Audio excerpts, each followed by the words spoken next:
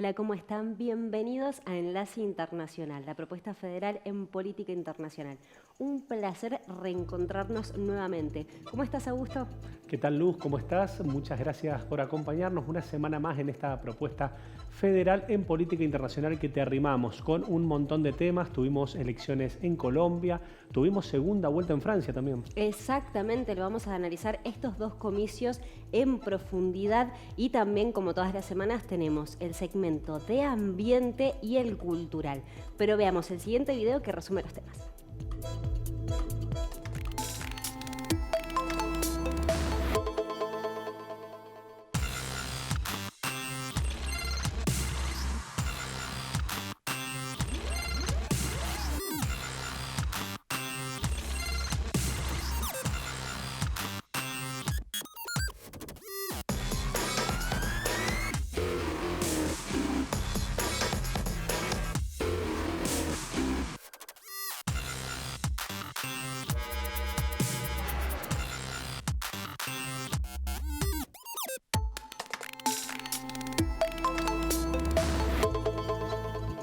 Nos vamos a Colombia porque vamos a analizar las elecciones presidenciales, la segunda vuelta de estos comicios, ¿no, Augusto? Exacto, y para esto tenemos una entrevista interesantísima con un amigo que nos acompaña en el piso. Te hablo de Mario Guerrero, politólogo, investigador y coordinador académico del CERID en la Universidad Nacional de Cuyo. ¿Cómo te va, Mario? Hola, buenas tardes. ¿Cómo va? Muchísimas gracias por la invitación a ustedes, como siempre. No, muchas gracias a vos. Y la verdad que un proceso bastante particular, con sus características, con propuestas antagónicas, podríamos decir. ¿Qué es la primera sensación que te dejó este proceso electoral? En principio, una sensación de cambio. Es una realidad bastante nueva para Colombia. Colombia estamos acostumbrados a que nos dé una oferta electoral, o por lo menos lo que toman las decisiones más ideológicamente ubicadas dentro del espectro de centro-derecha, derecha. Hay muchas razones históricas por detrás de todo esto. Pero bueno, el hecho de que Petro llegue a la presidencia después de varios intentos da cuenta de que hay una propuesta de izquierda que parece ser innovadora en este sentido, y vamos a ver cómo es que logra impulsarla, ¿no? Exactamente. Bueno, veíamos en las últimas semanas que antes de las elecciones que las encuestas daban prácticamente un empate técnico entre Gustavo Petro y Rodolfo Hernández, y de hecho las elecciones, si bien gana Gustavo Petro con algo histórico, con una votación de más de 11 millones de votos, no quedó tan atrás Rodolfo Hernández, que quedó con 10.580.000 votos. ¿A qué crees vos que se debe esta victoria de Petro? A ver, hay muchas cuestiones que se pueden tocar. La primera tiene que ver el hecho de que es el peor rival con el cual Petro podía llegar a competir, porque realmente es muy difícil categorizar a Rodolfo Hernández. Es un espectro bastante complicado. Estamos hablando del ex alcalde de Bucaramanga, la capital de Santander, el cual es muy criticado por todo su discurso o frases misóginas. Y, por ejemplo, fue el alcalde también que levantó la bandera LGBT y Q+, mientras él fue alcalde, ¿no? Entonces estamos hablando de una persona que tiene un discurso definitivamente populista, contradictorio, y lo cual era muy difícil polarizar contra ese candidato. De hecho, para Petro hubiera sido mucho mejor competir contra Fico, que es un tradicional dirigente de centro derecha colombiano, que contra Rodolfo, ¿no? De acá el hecho de que fuera tan reñida hasta última instancia la elección. También estamos hablando de la elección en donde hubo mayor participación en Colombia desde 1998, ¿no? De acá el hecho de los más de 22 millones de personas que fueron a votar sobre, creo que 39, ¿no? Que podían llegar a ir a votar. Entonces estamos hablando de un panorama electoral en donde de alta participación, en un contexto como el colombiano, en donde no se caracterizan mucho por ir a votar, más si tenemos en cuenta la particularidad de que el lunes era feriado, ¿no? Entonces había incentivos por parte para ir a expresar el descontento también desde ese aspecto. Mario, cuando uno analiza el electorado en relación al voto a Petro, al voto a Rodolfo Hernández, uno ve la primera vuelta de un Petro que fue muy buena, con 40,3%, pero ahí interpreta que hay un voto firme, un voto convencido de un proceso que se viene elaborando. Pero en relación al voto de Hernández vemos un voto más anti, un voto que quiere castigar a la política, que quiere castigar a las élites. Y esa es la pregunta. Por un lado, ¿cuál es la diferencia que vos interpretás en esos votos? Y por otro, ¿Cuál es tu punto de vista en relación a este crecimiento y esta volatilidad que tiene el voto contra la izquierda?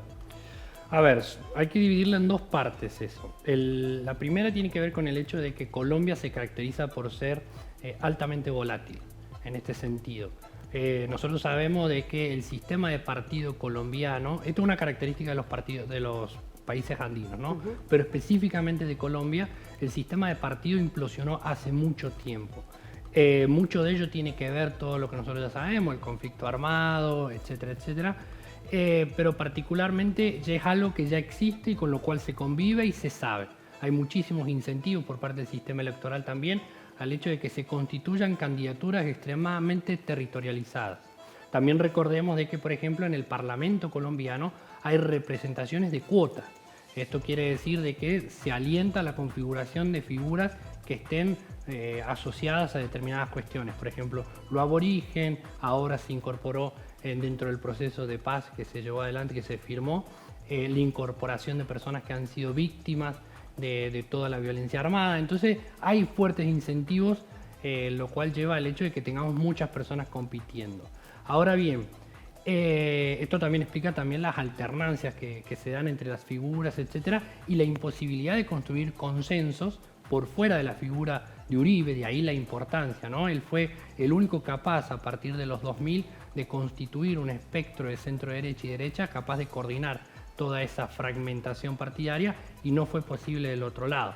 Petro históricamente fue criticado por su antecedente en la guerrilla, en el M-19, y particularmente por el hecho de que su gestión en Bogotá no fue muy exitosa, que digamos. Petro, al igual que Rodolfo, fueron dos alcaldes destituidos. Lo de Petro es más politizado, lo de Rodolfo no, hubo causas de corrupción por detrás bastante fuertes. Entonces estamos hablando de figuras que son criticadas dentro de la cotidianidad de la que estoy hablando Colombia. Es en este sentido que tenemos que interpretar también las cuestiones. A mí la única inquietud que me quedaba era el hecho de que Petro transmitía el mensaje de que había alcanzado su techo electoral.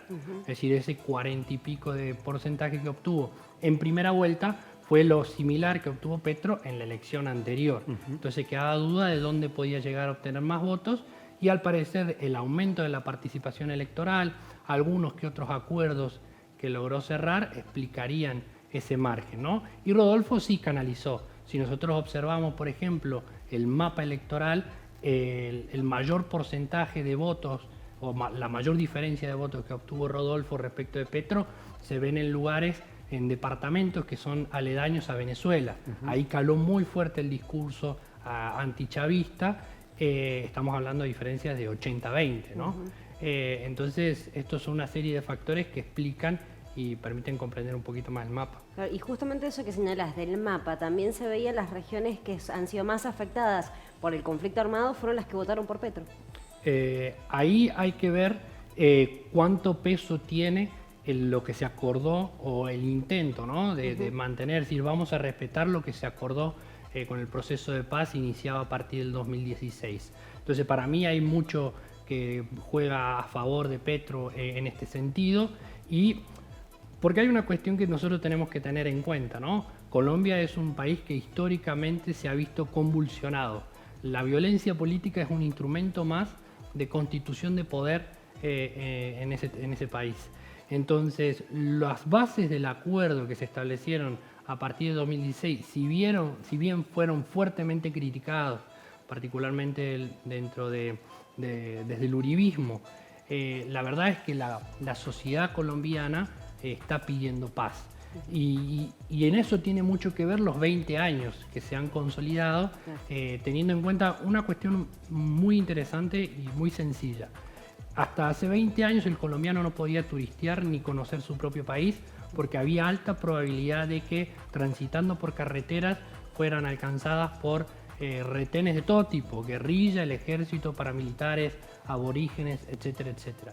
Y esas son cosas que se han consolidado en los últimos 20 años y dan cuenta del interés y la búsqueda por la paz por parte de la población colombiana, ¿no? Exactamente. Mario, en este contexto, ¿cuánto tiene que ver del triunfo de la izquierda del progresismo en Colombia el acuerdo de 2016? ¿Y en qué hago eje en esta salida de la clandestinidad por ahí de la FARC y de la relegalización de la izquierda como digamos, como instancia, sobre todo en un país que en el siglo XX tuvo 5 magnicidios y con una perspectiva de izquierda esos magnicidios?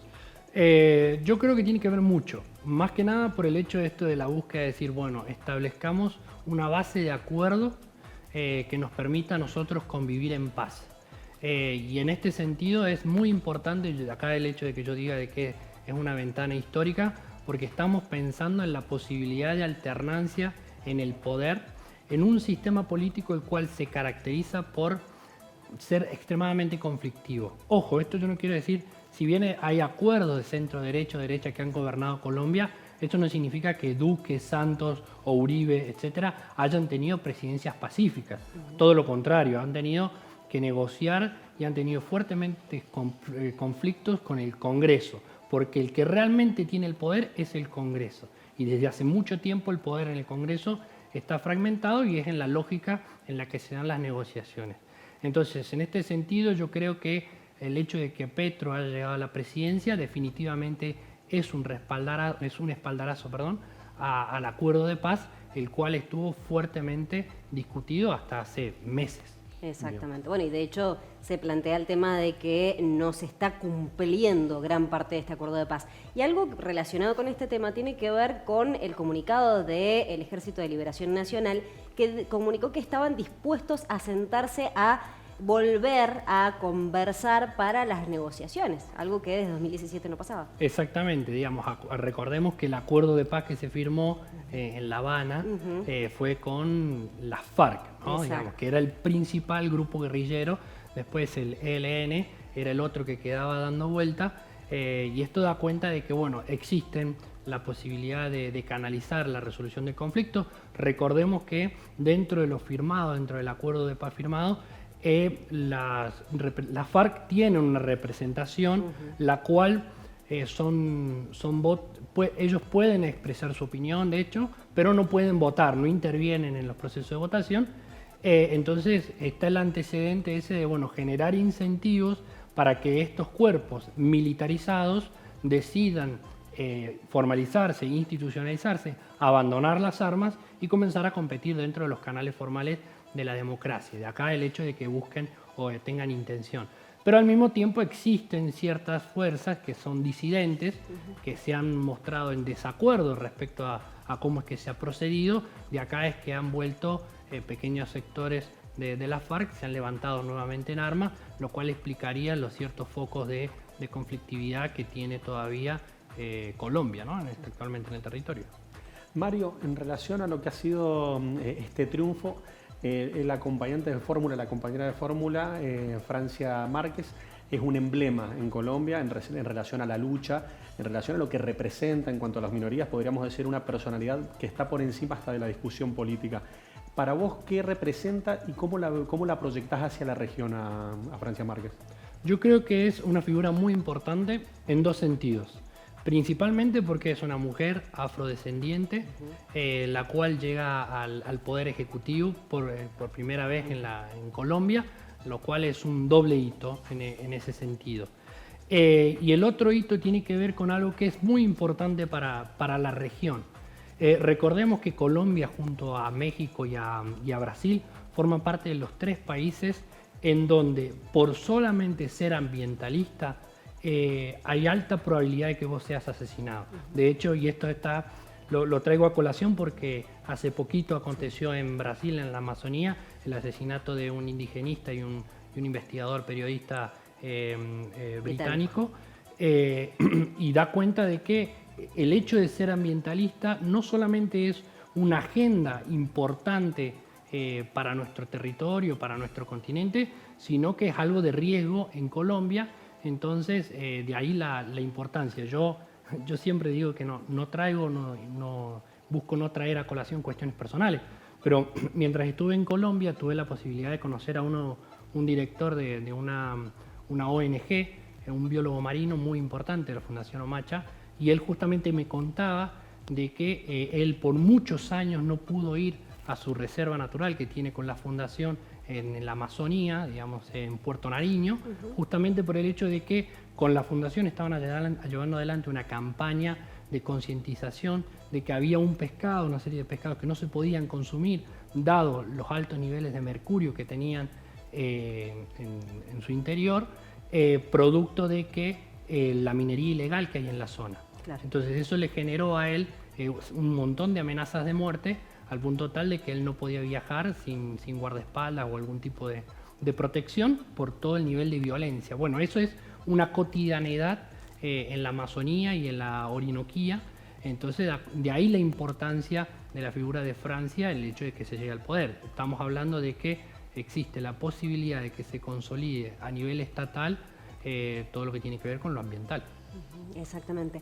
Y bueno, teniendo en cuenta la cuestión ambiental, en el discurso, Petro planteó que va a ser una prioridad y planteó también que hasta su política diplomática va a estar enfocada en la cuestión ambiente y mandó como una suerte de mensaje a Estados Unidos de sentarse a charlar porque en Estados Unidos contaminan y allí es en donde en Colombia es donde lo sufren.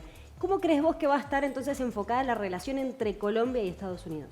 Yo lo veo como el principal punto de acuerdo en una relación en la cual se preveía o se esperaba que pudiera existir algún tipo de tensión entre Biden y Petro, ¿no? Entonces sería la llave de acuerdo. De hecho, creo que en estos días Petro salió a anunciar de que se había comunicado con autoridades norteamericanas y estadounidenses, y habían hablado sobre este punto y la necesidad de acordar en este sentido. Entonces yo creo que va a ser la punta de lanza de la relación. Ahora hay que ver cómo es que se va a redefinir la relación entre Petro y Biden en lo que a seguridad y defensa refiere. Claro. Estamos hablando de que gran parte del presupuesto en materia de defensa que tiene actualmente Colombia es financiado a través de Estados Unidos. Entonces es uno de los principales socios en este sentido de Estados Unidos en la región, lo cual todavía no ha quedado dicho cómo es que va a ser. Mario, no quería dejar de preguntarte, justo te metiste en lo que es Colombia, Estados Unidos, y te pregunto, ¿cómo ves este mapa geopolítico de la región con este resultado y con las elecciones de Brasil el 2 de octubre? En principio estamos hablando de una situación en la que se va a distender la relación que existe actualmente entre Colombia y Venezuela. De hecho, hace poco tiempo acaba de decir Petro de que se abre la frontera nuevamente entre Colombia y Venezuela y hay que ver cómo es que se terminan de regularizar las cuestiones fronterizas entre Colombia y Ecuador. Recordemos que son dos fronteras bastante calientes en este sentido, entonces hay que ver, estamos ante una posibilidad de que se distiendan un poco las relaciones. Sobre todo en este contexto bastante complejo con la realidad que se encuentra Guillermo Lasso, ¿no? Exactamente. Entonces vamos a ver cómo es que se termina configurando este escenario. Lo que se puede decir a nivel regional, lo que nosotros estamos viendo es una consolidación de una dinámica que ya se ve. Siempre se habla de giros hacia la izquierda, giros hacia la derecha, etc. Yo lo que creo es que tenemos giros hacia la oposición. Lo que está quedando claro es que desde el 2019 hasta la actualidad los oficialismos pierden las elecciones. No están pudiendo renovar o reelegirse en los cargos y Petro viene a ser una consolidación más en este sentido y vamos a ver si es que se cumple esto de cara a las elecciones en Brasil entre Lula y Bolsonaro. Las encuestas estarían dando de que Lula ganaría la elección, pero también es cierto de que Brasil, al igual que el resto de Latinoamérica, es un país en el cual se caracteriza por no elegir presidentes en primera vuelta, entonces hay una alta probabilidad de que esto ocurra. El único presidente en Brasil que no necesitó de la segunda vuelta para llegar es Fernando Henrique Cardoso. Es decir, miren hasta dónde nos tenemos que remontar. Entonces estamos ante esa situación y yo creo que va a ser una elección bastante competitiva. Perfecto. Bien. Mario, te agradecemos muchísimo, te vamos a estar molestando en el corto plazo porque de hecho en octubre tenemos las elecciones de Brasil. Sí, pero va a ser antes, seguramente. Seguro. Será un placer. Con nosotros Mario Guerrero, bueno, dándonos una perspectiva integral de lo que ha sido este proceso electoral en Colombia, que ha representado la fórmula ganadora Petro Márquez y cuáles son los desafíos que vienen en el corto plazo. Exactamente, siempre es un placer hablar con Mario. Seguramente lo vamos a estar convocando a la brevedad, pero nosotros nos tenemos que ir a una breve tanda. Ya volvemos porque vamos a analizar las elecciones en Francia, las elecciones legislativas. Ya volvemos.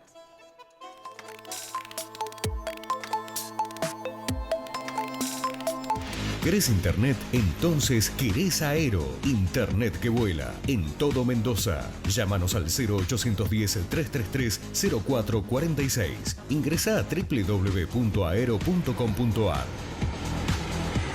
Aero. Internet que vuela.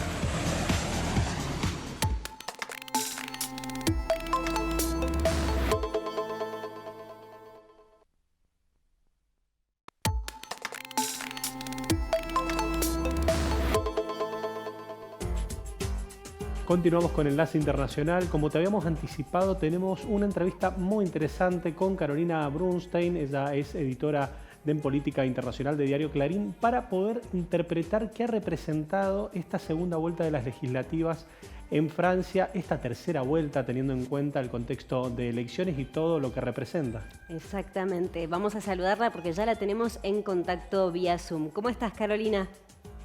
Hola, ¿cómo están? Un placer tenerte con nosotros nuevamente. Bueno, ahí Gracias. Lo decía Augusto, ¿no? Queremos analizar en profundidad esta segunda vuelta de las elecciones legislativas, en donde el partido de Macron, Ensemble o Juntos, no logró obtener la mayoría absoluta. Vemos a NUPES, que quedó como la segunda fuerza de oposición. Bueno, ¿qué conclusiones sacás vos o qué es lo más llamativo para vos de esta segunda vuelta de las legislativas en Francia? Bueno, un poco esta segunda vuelta, antes que nada, ¿me escuchan bien ahí? Sí, perfecto.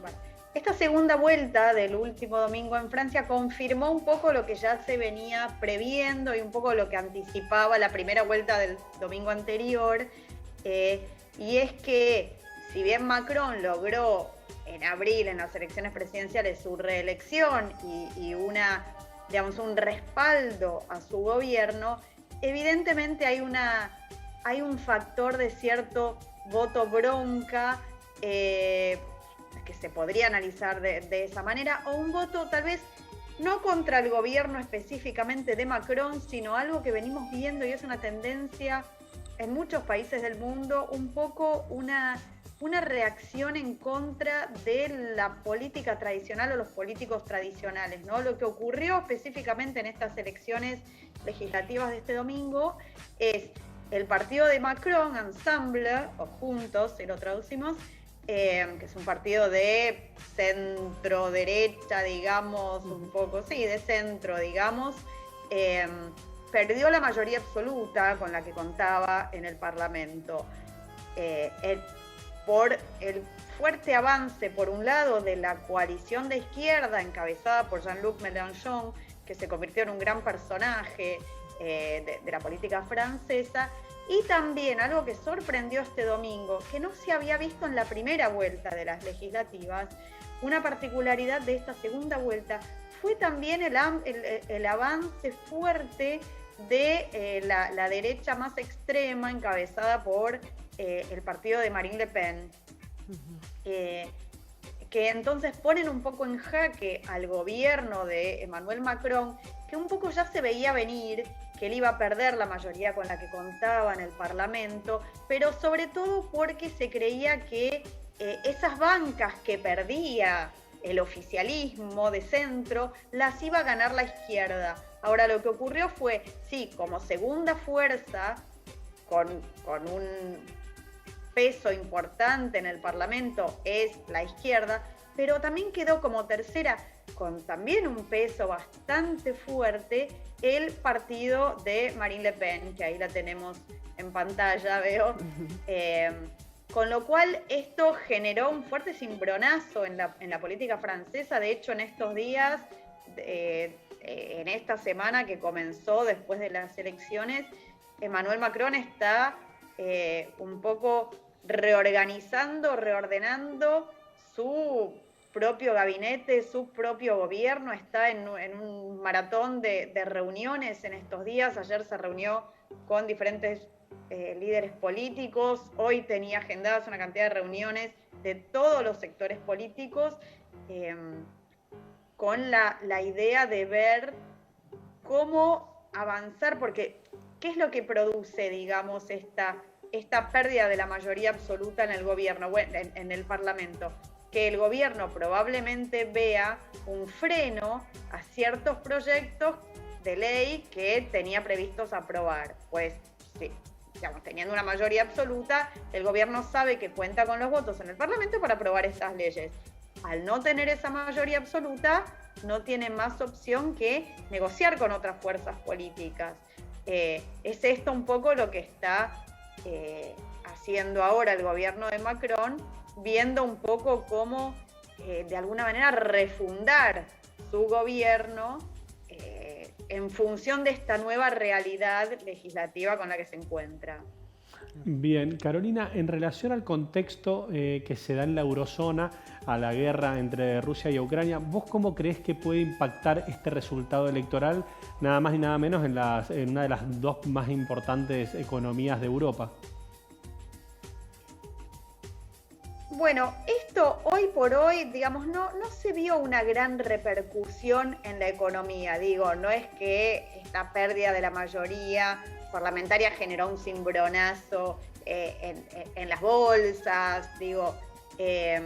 Pero bueno, evidentemente el hecho de que ahora el centro-derecha de Macron tenga que negociar un poco con la izquierda en el Parlamento, un poco con la izquierda, un poco también con la derecha, implica que posiblemente varios de sus proyectos tengan que sufrir modificaciones. Por ejemplo, uno de los grandes proyectos, así, de los planes de bandera del gobierno de Macron, era una reforma jubilatoria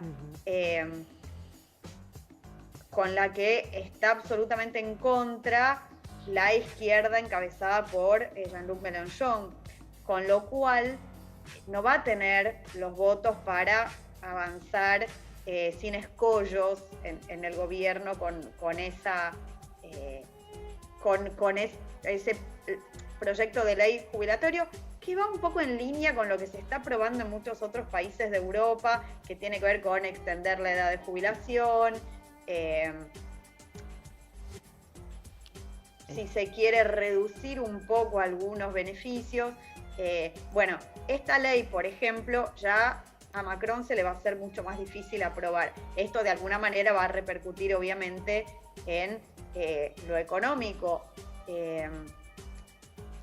Evidentemente, tanto digamos, Macron y sus diputados en el Parlamento van a tener seguramente mucha más presión de derecha y de izquierda para aprobar una cantidad de leyes que van a repercutir en lo político y obviamente en lo económico. Francia, como muchos países de Europa y de América, y acá conocemos muy bien de qué estamos hablando, está enfrentando una grave crisis de inflación, un aumento no registrado de los precios en muchas décadas, que si bien los niveles son absolutamente inferiores a los que vivimos acá en la Argentina, para los europeos, para los franceses, es un nivel de inflación muy, muy fuerte. Esto está causando problemas sobre todo a la clase media, sobre todo el combustible ha aumentado muchísimo sus precios. Ya venía una tendencia así desde el año pasado. La guerra en Rusia y Ucrania ha hecho disparar los precios de los combustibles en toda Europa, lo cual hizo disparar los precios de todo, sobre todo de los alimentos, también por el bloqueo a las materias primas que suelen exportar Rusia y Ucrania.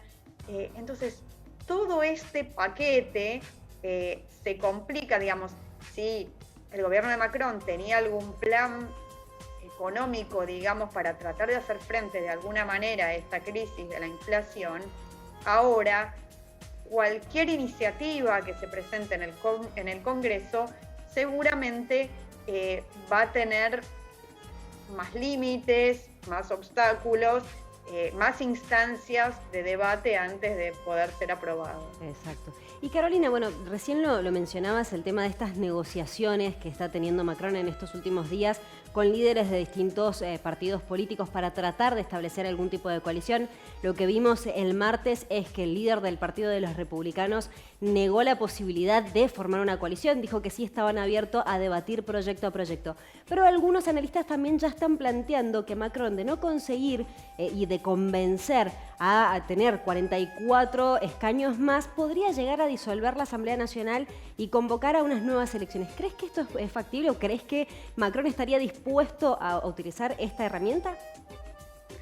Es uno de los escenarios que se están mencionando. Yo, y esta es tal vez una opinión mía personal o un análisis que hago desde acá, me parece que es un riesgo político muy grande para Macron, que él me parece que va a agotar primero todas las instancias posibles para evitar el desgaste que significaría una disolución de la Asamblea y un nuevo llamado a elecciones, ¿no?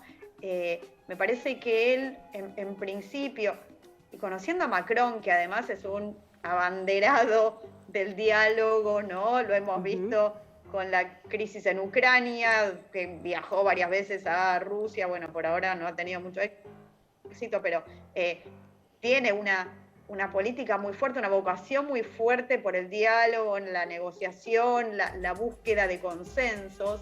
Me parece que él va a apostar, en principio, muy fuerte a esa vía. Y como un último recurso, me parece que quedaría la posibilidad de disolver la Asamblea, pero no parece ser el escenario por ahora, porque los líderes políticos, si bien, como bien mencionabas, el líder de los republicanos, que es el partido de la derecha, por ahora se negó a una coalición. Hoy Marine Le Pen salió a decir algo parecido, bueno, que era algo que se analizaba, pero que por ahora ella no ve necesario crear un gobierno de coalición. Pero lo que quiero decir es que hasta ahora los líderes de otras fuerzas se han mostrado abiertos a la negociación. Por ahora nadie le dio un portazo fuerte a Macron, como diciendo, arreglate solo, yo no voy a participar de conversaciones con vos. Hasta ahora ha tenido una buena recepción, si bien no hay, por lo menos hasta ahora, o no se conocen resultados concretos de esta ronda de reuniones que está teniendo con los distintos actores políticos. Pero mi análisis desde acá es que por ahora el escenario de disolución del Parlamento y convocatoria a nuevas elecciones, yo la dejaría un poco en stand-by por un tiempo, ¿no? No me parece hoy por hoy el escenario, sobre todo porque lo que decíamos también antes, en un país que está atravesando una situación económica compleja, donde están cerca de las fronteras, digamos, de la guerra en Europa, todos los países de Europa occidental están muy movilizados por la guerra y el gobierno de Macron ha tenido una participación muy fuerte en las negociaciones y demás, con lo cual no me parece que sea un momento en el que el gobierno esté dispuesto a embarcarse en una nueva convocatoria de elecciones, que además significaría un costo económico fuerte en un momento en que las finanzas del país, como de muchos otros países de Europa, no están justamente en su mejor momento, ¿no? Carolina, justamente en este contexto que planteas, donde hay una pérdida importante del poder adquisitivo, un crecimiento de la inflación en Francia, y donde a la vez también Francia es una de las excepciones en las que el oficialismo ha podido ganar una elección luego de este contexto, o digamos en este proceso de contexto de pospandemia. ¿Vos cómo ves a este Frente NUPES, a esta coalición de izquierda de cara al futuro? ¿Crees que puede llegar a conservarse o lo ves muy poco probable? Hay que ver qué pasa, porque digamos, un dato importante en esta elección, un factor que jugó muy fuerte en esta elección, fue un altísimo nivel de abstención, sobre todo en la primera vuelta, que mostró lo que yo decía al comienzo, ¿no? Un gran desinterés de la población por la política, por ir a votar, y los que sí se movilizaron, gracias tal vez a la fuerza del personaje que encarna Jean-Luc Mélenchon, fueron los jóvenes, ¿no? Tal vez fue este votante joven, esta masa de votantes jóvenes, los que de alguna manera mostraron, bueno, queremos un cambio, queremos deshacernos de alguna manera de los líderes políticos más tradicionales, de la política más tradicional.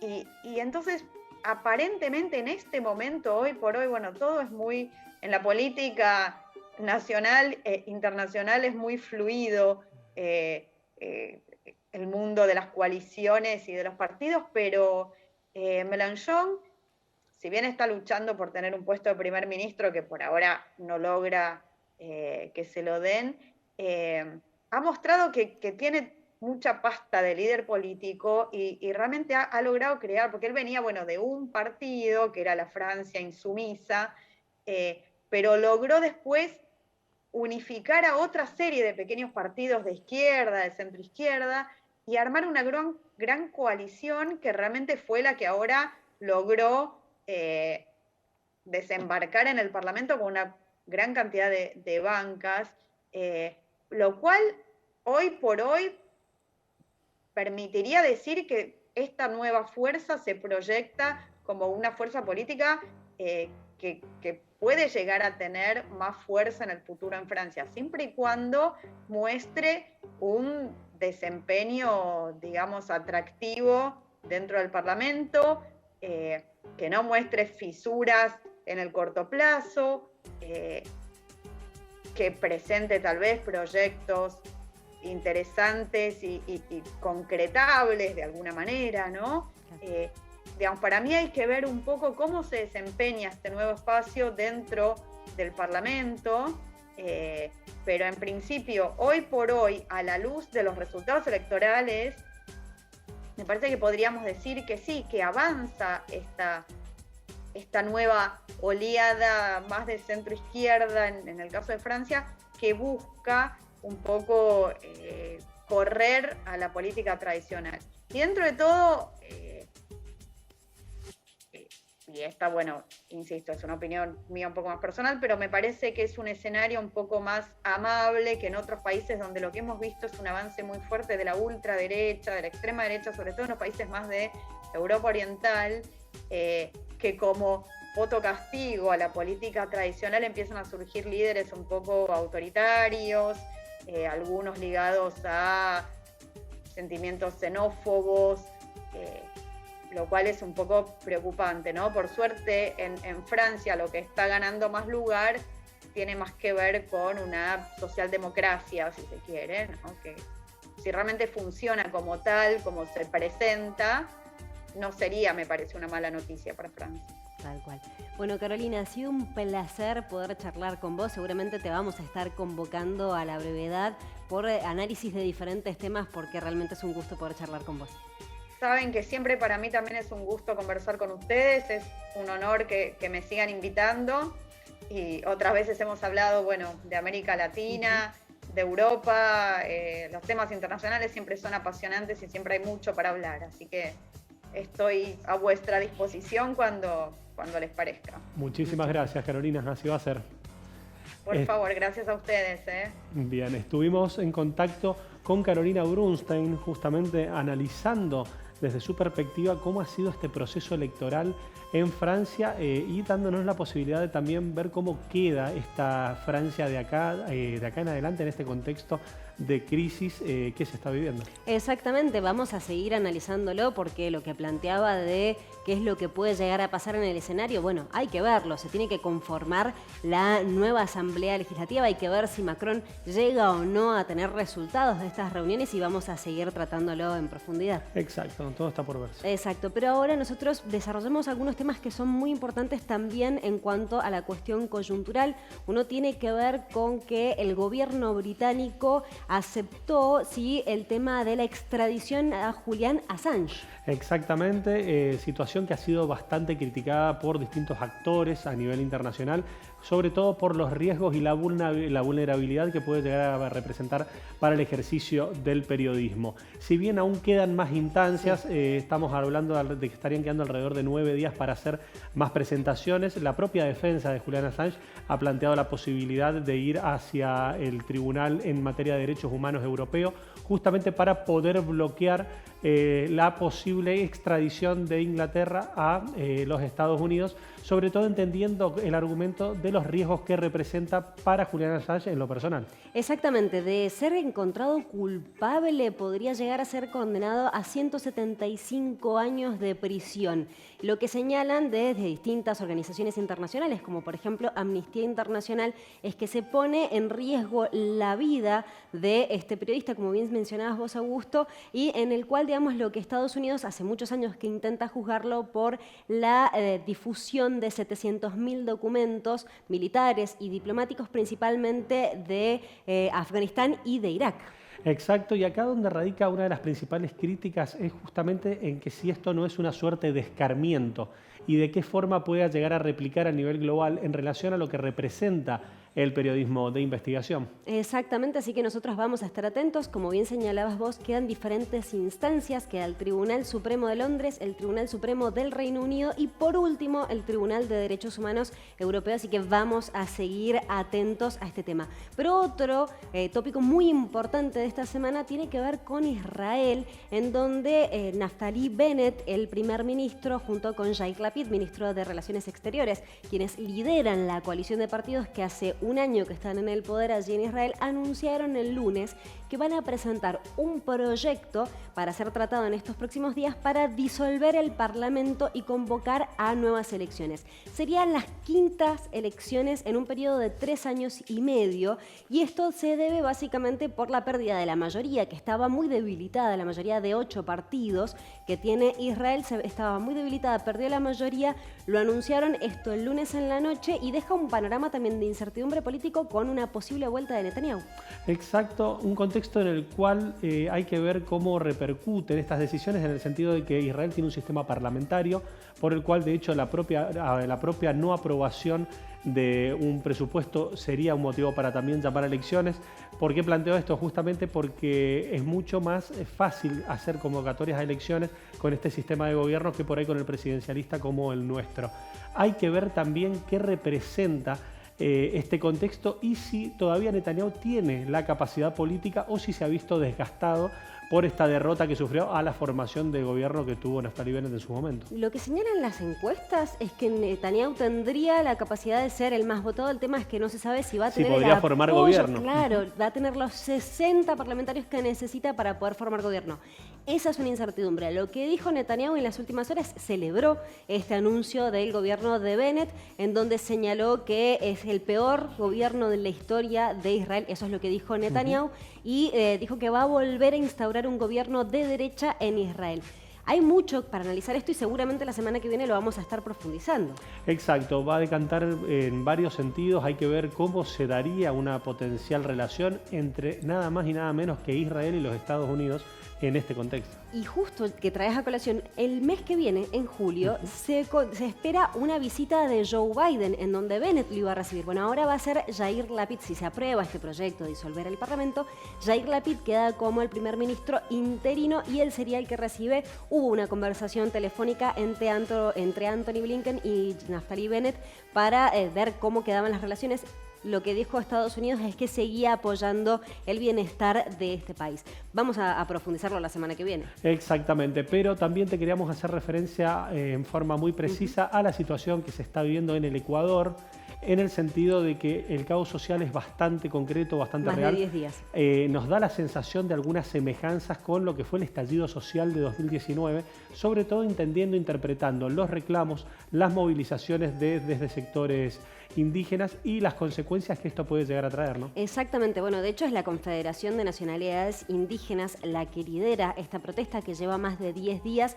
Entre los principales reclamos lo que plantean es una reducción del precio del combustible y que se congele ese precio en $1.50 el diésel y en $2.10 la nafta. Entre otros también reclamos económicos y sociales. La cuestión es que por ahora no se ve una solución porque desde el gobierno Guillermo Lasso ha estado llamando a que se sienten a negociar.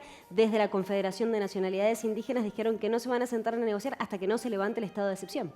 Vamos a ver qué pasa. Las características de estos movimientos y de este alzamiento son muy similares a la de 2019 y en un contexto donde también hay críticas muy reales al valor de los alimentos, a los servicios en materia de salud, de educación y al sistema previsional, lo cual plantea un problema de fondo y que no es algo inmediato.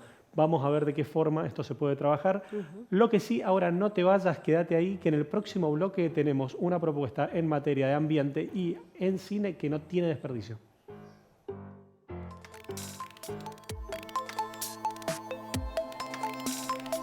Seguí la cartelera del Imperial en sus redes sociales. Atentos a vos, atentos a tu entretenimiento. Maipú Municipio.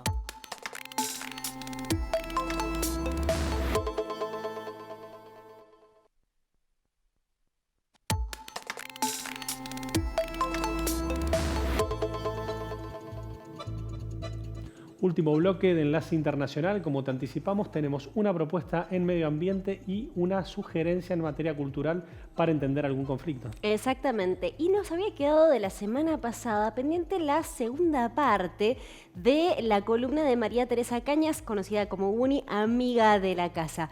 Hola, ¿cómo estás, Guni? Hola, ¿qué tal? Augusto, Luz, nuestra querida audiencia de Canal Acequia. Un gusto grande que me den este espacio, que bueno, como persona inquieta por las cuestiones ambientales, Sí. Es un poco el recorte de las cosas que uno se pregunta. Así que muy, muy agradecida de poder compartir este momentito con ustedes. Los agradecidos somos nosotros. Guni, la semana pasada quedó abierto el tema de las declaraciones y lo que hizo el doctor Carrasco, quien planteaba que esta pregunta de la ciencia para quién y para quiénes, lo que te llevó a plantear vos el agua para quién y para quiénes, ¿no? Tal cual, esas son las grandes preguntas que nos hacemos desde las cuestiones ambientales, ¿no? ¿Cuál es el impacto de las tecnologías? ¿Cuál es el impacto de la gestión del agua? ¿Cuál es el impacto del derecho sobre todo lo que estamos, sobre las cuestiones del agua? Bueno, en primer lugar, voy a terminar con Carrasco, voy a darme el lujo de terminar con palabras de Carrasco, pero contarles justamente que una de las cosas muy importantes que para tener en cuenta es lo que se llama la gestión del agua por criterio de cuencas, que lo vimos muy patentemente con el tema del portezuelo del viento, que Mendoza accionaba una cosa, pero las otras provincias que forman también parte de la cuenca del río Colorado también son, digamos, tienen que ver con la gestión de ese agua. Justamente porque una cuenca es una unidad territorial que tiene que ver con desde dónde nace el río hasta cuando termina, que va al mar o va a alguna cuenca endorreica, por supuesto terminando en un lago o laguna. Y bueno, esta unidad territorial tiene toda una lógica y se trata de que todo lo que suceda ahí tenga el mismo fin, que en realidad las decisiones, las estrategias y las acciones tengan como finalidad la sostenibilidad y la disponibilidad de agua para todos y todos los que habitamos en esa cuenca.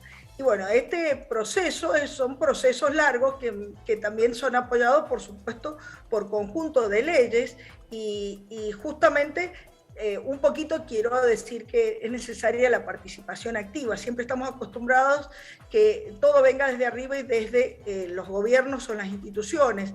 Y justamente una de las cosas más importantes que ha sucedido en el Acuerdo de Escazú, que también en otro momento podemos hablar de esto, es la participación activa y la información adecuada por parte de los y las ciudadanas. Esto lo digo porque hay muchos similes participaciones, pero la participación activa, que tengamos injerencia en esto, es muy importante.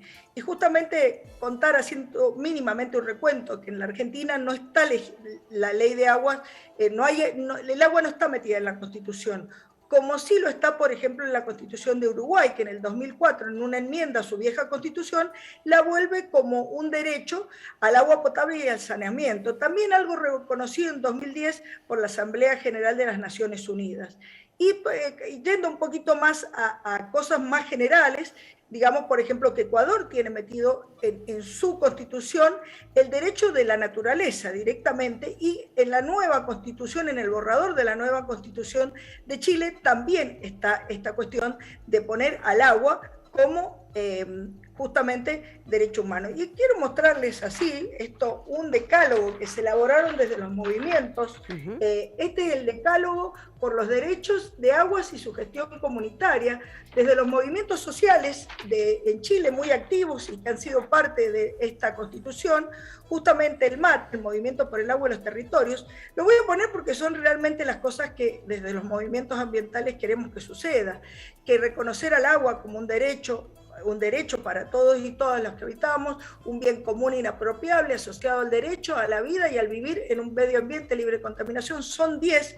Después, si uno busca en las páginas del MAT, del Movimiento por el Agua y los Territorios chilenos, ahí está, pero realmente porque ¿qué es lo que se busca?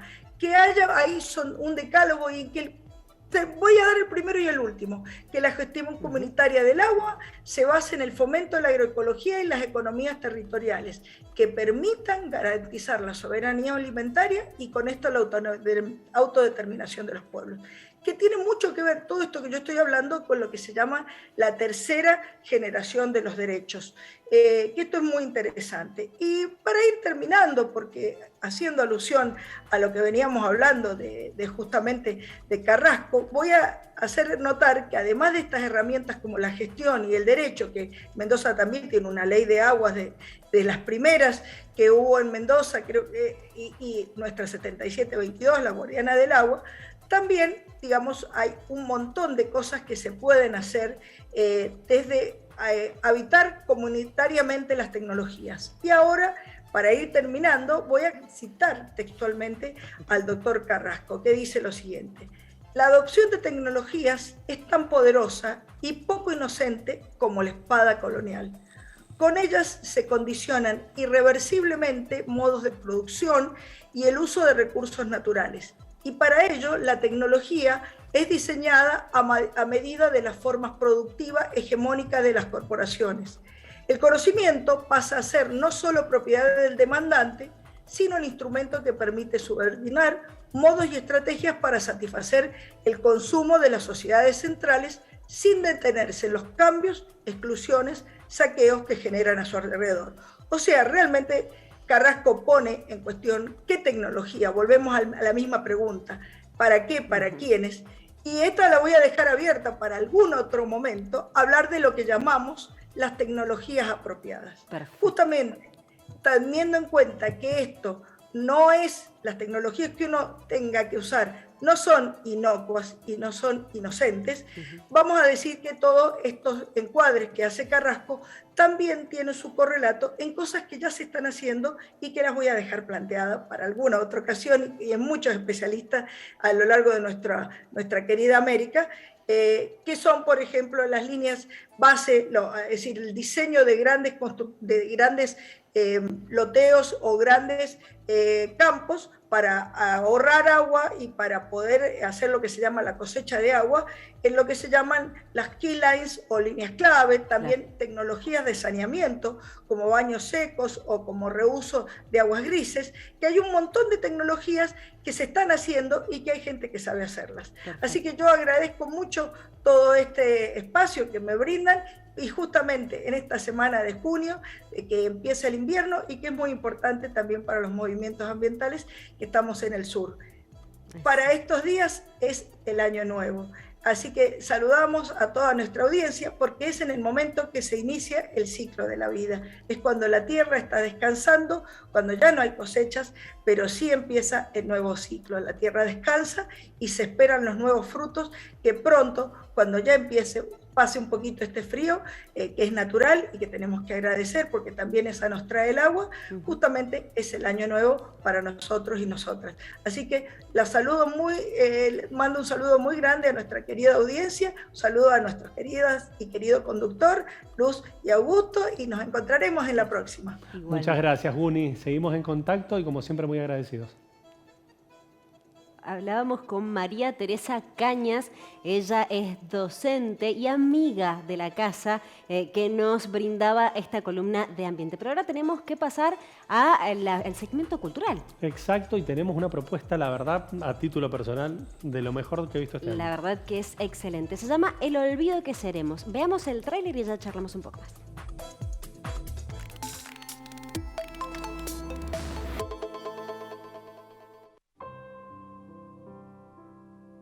Enseñar, he enseñado bien poco. Si acaso siempre pretendí enseñar a pensar con libertad. Fuiste el primero que se atrevió a hablar de salud pública en este país. A partir de este momento, eres imprescindible para el futuro de este país. Por las manos te llevas a la boca todas las bacterias recogidas durante el día. Tú y yo sabemos que si Dios de verdad existe, a él no le va a preocupar si lo adoramos o no.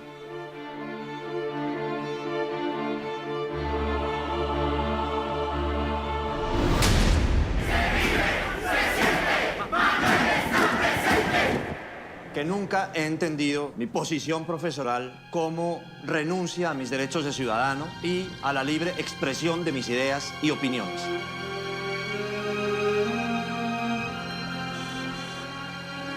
los paramilitares están haciendo lo que se les antoja, como una fuerza de choque que pretende doblegarnos. En este país la vida vale muy poco.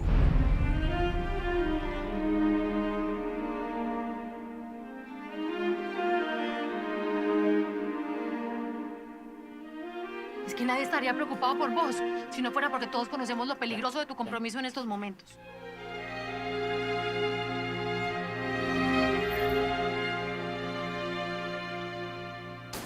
Mira, yo nunca me he arrodillado ante nadie, pero solo me arrodillo ante mis rosas.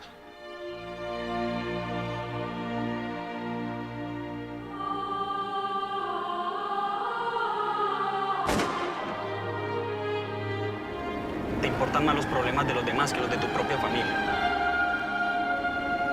Ningún problema es solo de los demás.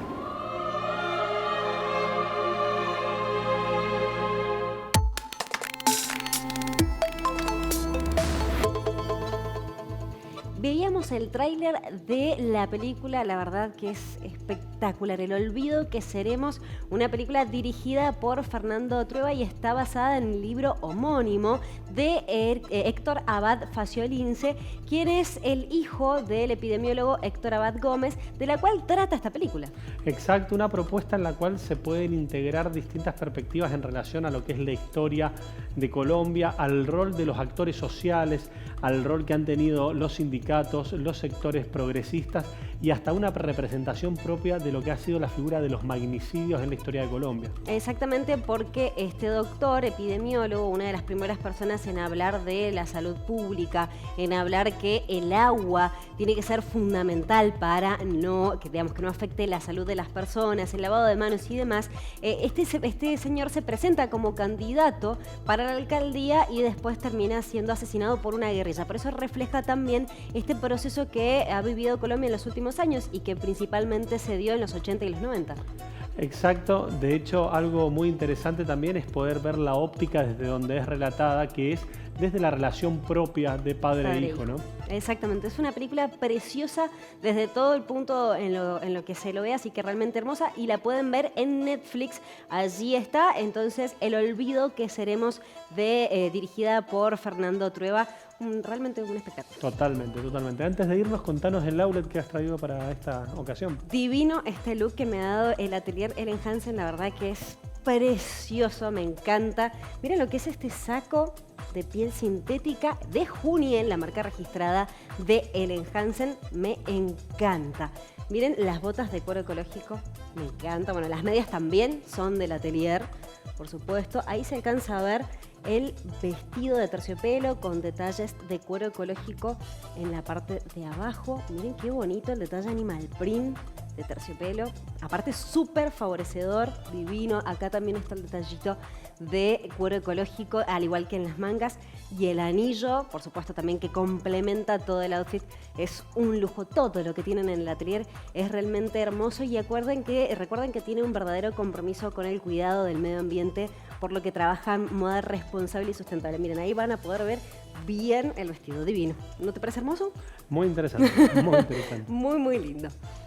Nos vemos la semana que viene. Te agradecemos un montón que nos hayas acompañado, a vos que estás en San Juan, que estás en San Luis, que estás en toda la Argentina desde la pantalla de TV Construir. Construir. Exacto. Nos encontramos la semana que viene. Chau, chau.